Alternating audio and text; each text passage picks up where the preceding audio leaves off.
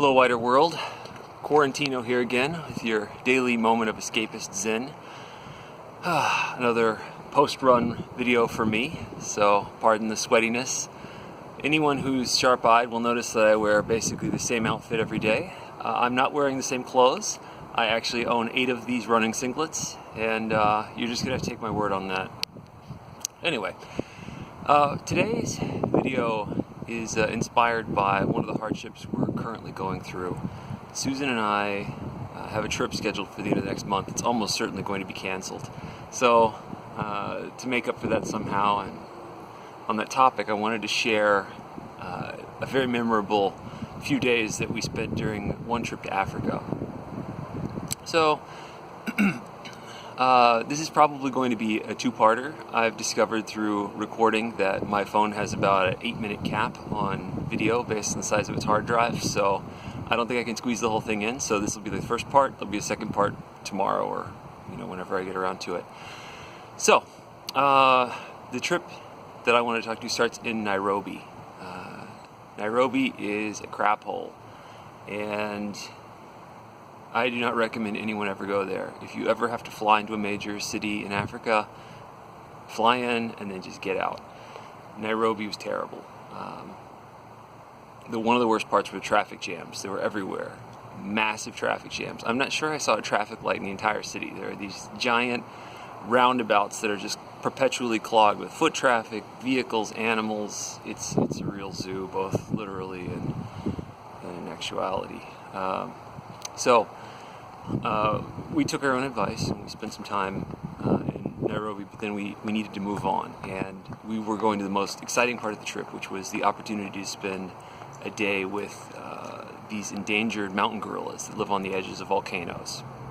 So in order to do that, we needed to go to Congo. I'll talk a little more about Congo, but the first part I just want to talk about our experience getting there. So we're very worried about missing our flights because there aren't many redundancies in this part of the world. So we ask our hotel staff, how early do we have to leave to make our 8 a.m. flight? And they tell us that even though the airport's only about 10 miles, 15 miles away, it could take up to 4 hours in traffic. It seems excessive, but we don't want to fuck around. So we get up at 3:30 in the morning. We go to the airport. We jump in a cab.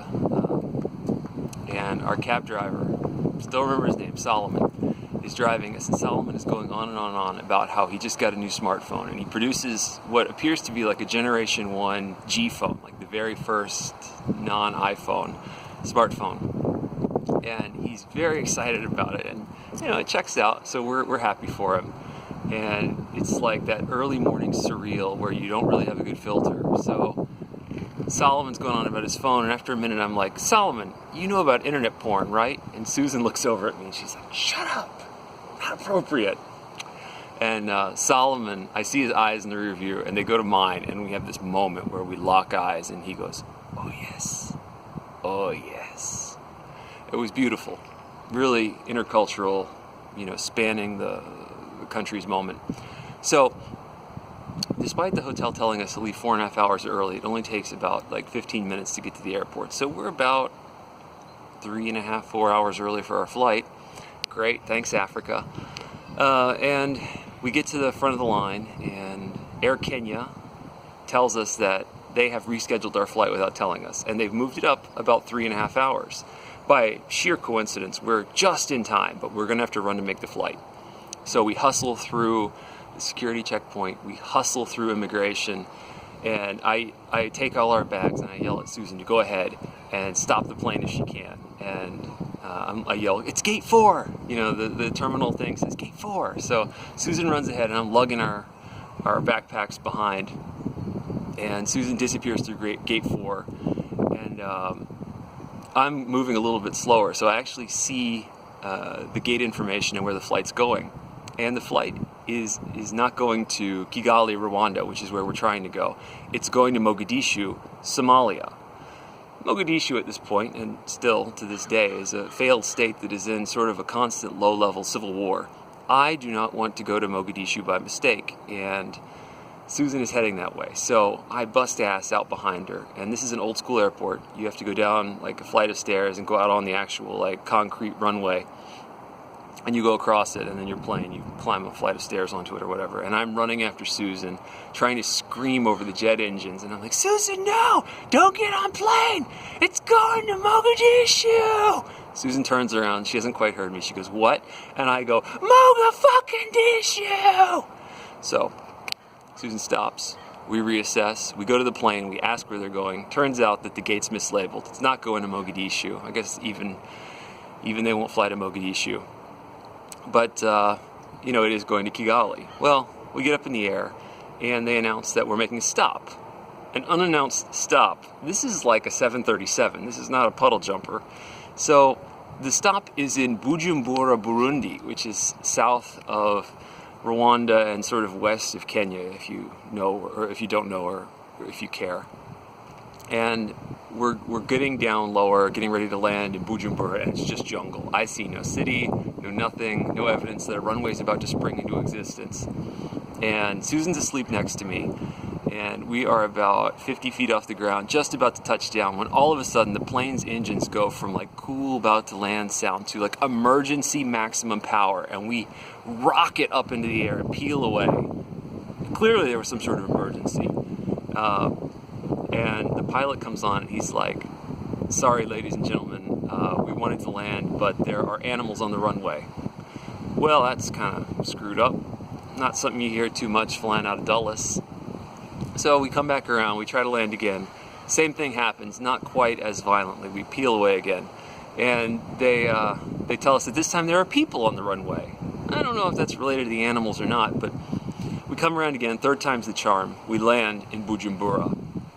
And there's really no fence to the airport. The runway is separated from the jungle by moats, and there are people standing with their backs to the runway fishing in these little like ditches off to the side. I'm assuming these were some of the people that were on the runway who somehow missed the fact that this big 737 was trying to land. So a few people get on. We wind up taking off uneventfully, and we get to Kigali. Kigali is the capital of Rwanda, and this gets us to our destination. We weren't going to Rwanda. We were trying to go to the Democratic Republic of Congo, which is north and west of Rwanda. And you can't actually fly into Congo. At the time, there was a civil war going, and we had been advised to cancel our trip by just about everybody, up to and including the State Department. But there were powerful reasons to go to the Congo. You see, these endangered gorillas only live in one of three places: Rwanda, Uganda, or the Congo. They live in the corner where these countries come together. The price to spend 1 hour with an acclimated pack of wild gorillas in either of those two countries was well over $700 each.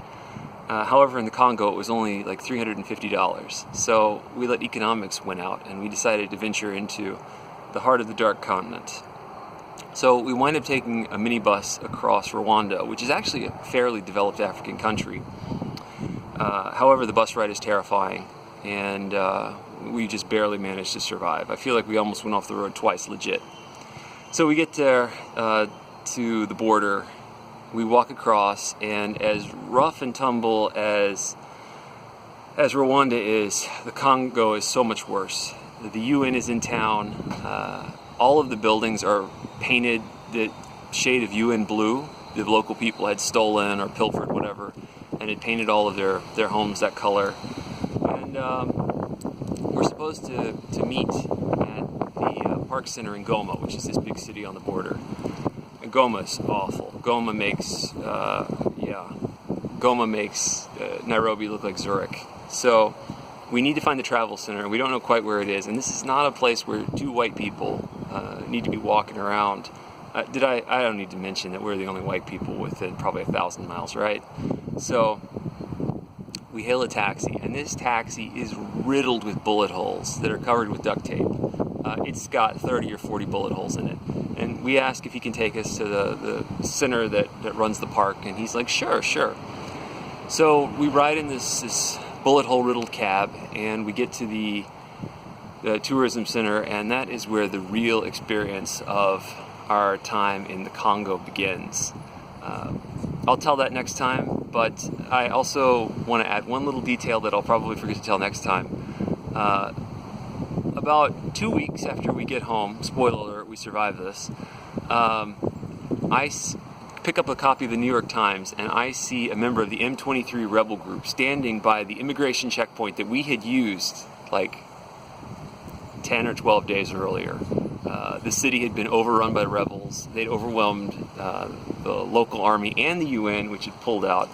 And I'm really glad we weren't there then.